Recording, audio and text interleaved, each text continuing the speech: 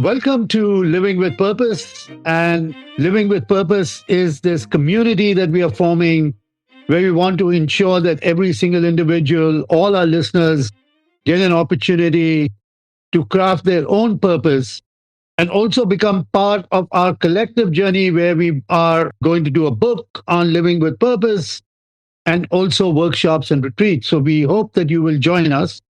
With that, welcome Sabine to Living with Purpose. Thank you so much for the invitation. It's an honor to be on the podcast, Aksha.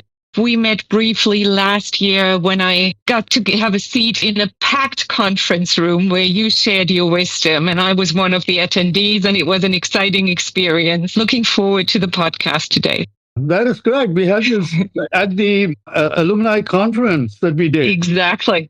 So, Sabine, let's start off by just sharing your journey, where you started off, and what you're doing. You have this wonderful journey of being part of lots of different industries, from the automobile industry to the software industry to what you're doing now and your role at the Microsoft Alumni Network. Yes, thank you very much, Aksha. So I would say at heart, I work with organizational leaders to bring ideas and business models to life. And that can be through communication, through initiatives, or through events, no matter what the industry is at. I started in a business support function at KPMG Consulting. And from there, I transitioned to Microsoft Germany, to the local subsidiary here in Munich. Worked here for a few years and then had the opportunity to join a team in Microsoft headquarters, where I moved to Seattle and was in an exec communications manager role, first in a corporate business group and then in a worldwide go-to-market segment. And a few years later, there was an opportunity to return to Europe, where I joined Bertelsmann Arvato, again, an organization that serves many industries and is very tech-oriented and technology-focused. And I started in the communications role, but then I became the director for change management for the global organization. And after that, in many years, it was sort of time to take a next step. And I decided to start my own business. And that was 8 years ago. And that is what I'm still doing and enjoying today. So let's go back a little before you joined Microsoft and take us through your childhood journey and experience, right? I mean, you grew up. How did you grow up? How did you get through school? Why did you decide on Microsoft? What were some of your initial drivers of how you got into the industry, the role you are playing, as a women executive and now a founder of a company? These are just interesting ways for our listeners to actually understand how a journey takes place. Look, I would say I was quite lucky. I grew up in a beautiful city here in Germany. I have a brother who is a few years younger than I am. So I could really enjoy having a sibling. It was something I was looking forward to, and it's fantastic.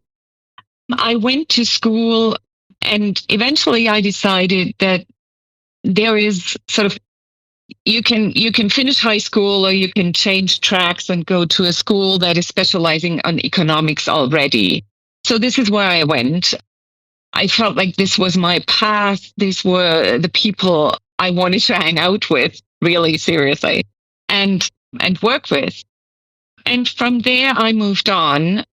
I had the opportunity to spend a few years in Canada with family, and still had a lot of friends there. And then when I came back, it was sort of really time to, let's say, start something serious. And that was the role at KPMG Consulting, where I really enjoyed, the opportunity to learn something new every day, because the clients needed new things. And even in the business support function, you were deeply involved in where technology was going and what the clients were thinking and what they needed. And so that is where I started out. And then KPMG Consulting eventually became Bearing Point. And with the partner that I worked for, we transitioned back into a new group within KPMG called KPMG Advisory. That was just newly founded, but interestingly enough, it had a totally different culture. And I felt I could not contribute as much as I would have wanted to. And at that time, I met a headhunter who said, you know what, why don't you join Microsoft? And there I really saw a good opportunity to look at a broader technology business. I started in the operations and marketing department, and then I worked for the area vice president, supporting the whole market, and yeah, could really see the whole organization. Obviously, you joined Microsoft in the subsidiary. Talk a little bit as to what it is to work for a global company headquartered outside, but in an important market, and how does that help you grow and develop your skills? That is a very interesting question, Akhtar, because when you're in the subsidiary, you have a slightly different focus. And I only learned that when I then transitioned to headquarters.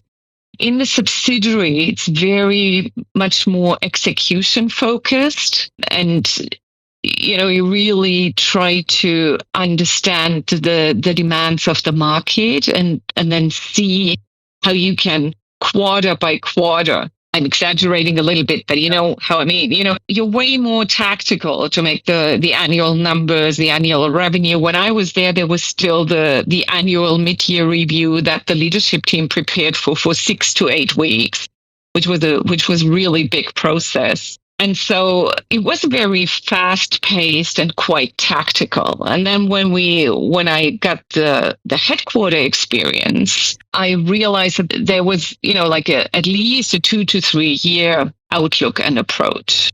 And it was very different conversations. Plus also the engineering resources at that time were mostly based in Redmond or at least outside Germany. So it was a totally different side of the company that I saw when I worked in Redmond.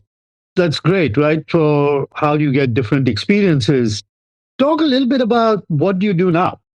So now I work with leaders in organizations, and I either support them in communications questions, or they come to me and say, hey, I have an issue and I don't know how to start it. So I've worked with a CEO who wanted to build a new corporate strategy and to roll that out to his international organization. And he knew where he wanted to take the organization, but he didn't know how to phrase the strategy and how to roll it out in the organization. I've worked with a software partner where the leadership team had changed and they needed a new vision for themselves, because also software vendors have changed their partner programs so much. Not just Microsoft, all of them. And this was they were working with a different partner. So also the partner needed to find a new vision for themselves and a new long-term view. I've worked on the go-to-market approach, but I'm also doing event moderations or event content. I've just emceed a conference for Microsoft channel partners in Europe, which was really interesting, because they were learning, you know, where is Microsoft heading? How can they advance their business? You know, it's a wide range of things. Yeah. Great. So talk about a little bit about your involvement with the Microsoft Alumni Network and the role that you are playing in the region to help it grow. So about 2 years ago, a colleague approached me and asked me whether I would want to become a chapter lead. And you know, the question was, do I believe that I can help bring the idea of the alumni network to life and really move the network forward? I looked at the website and I saw technology, I saw intellectual curiosity, I saw social impact, I saw people, and I thought, yeah, you know what? These are all things that motivate me, and I believe in the people that I've known at Microsoft. So I said, yeah, I'll become the chapter lead. And it's many little things that we discuss. There might be a random request to support an alumni. We've also had a beautiful kickoff meeting here at Microsoft headquarters this March, where we had 100 people in the room. And, you know, we couldn't stop giggling. We couldn't stop laughing. It was just great to see them all again. And actually, you might remember at Microsoft, I used to say, if Microsoft only knew what Microsoft knows. And when you see the alum, it's factor 10x. because there are so many experiences, there's so much knowledge. So I'm really looking forward to, to bring people together and connect people and see what they can do together, or what we can do collectively as an alumni community. So let's turn a little bit towards purpose and talk a little bit about why purpose is important to you. Well, I would say when everything goes well, it's nice. But, when things are not going well, it's always a good marker to sort of check what is taking so much energy from me. Why are things difficult? I give you an example. A few years ago, a CEO approached me in a startup, and it was a super exciting idea. It was a very unique project, and I thought this is the most fantastic thing. So I joined in chief of staff role. And after a few weeks, I realized that what he wanted to achieve and how he approached it was not aligned. And it was also not aligned with all the stakeholders. And I really felt that I was drained every Friday evening when I left the office, that it really took a toll out of me and took energy from me. And so I thought, about my own, can I help him bring this to life? Can I help this organization move forward? And I realized I can't contribute in the way that I would have wanted to. Now, do I like to quit? No, I hate to quit. And yet this has been the test, and we've done this week over week. And eventually I said, you know what, let's find another solution for you in your support, and I will move out. And it wasn't the happiest of situations. It was also during COVID lockdown. But on the other hand, I used that time to then write down the stories of what had gone well and what did not go well. And I collected these stories and published them in a book last year. And I probably wouldn't have done it if I wouldn't have gone through this experience. So I feel it's always a good test whether I'm still on the right track or whether I should redirect my energy. So this is great, right? For our listeners to kind of get a sense that purpose actually helps you define your path. And when it comes to a fork in the road, it actually gets you to decide which direction to go. It's like this little lamp that kind of guides you, and that arrow that directs you and helps you with your North Star. 100%. Talk a little bit about some places where purpose has actually helped you thrive. I mean, the book was an example. And maybe you want to just share a little bit more about that and how that made you show up. Well, it basically is a collection of stories. And to your point, it's stories where things have gone well and stories where things have not gone great, and what we learned from them or what we could have done better. And when things have gone well, I was often in roles, or I've been asked by clients, when they weren't sure, they knew what they wanted to accomplish roughly, but it couldn't really scope that in all the details. And I feel that is my part of my purpose, and that is part of my strength, to sort of help activate the ideas, make them, challenge them, clarify them, and then package them up in the right way and have them circulate them with the stakeholders, come up with the right solution, and then roll it out and get to a first success, and then the second success story, and then eventually scale.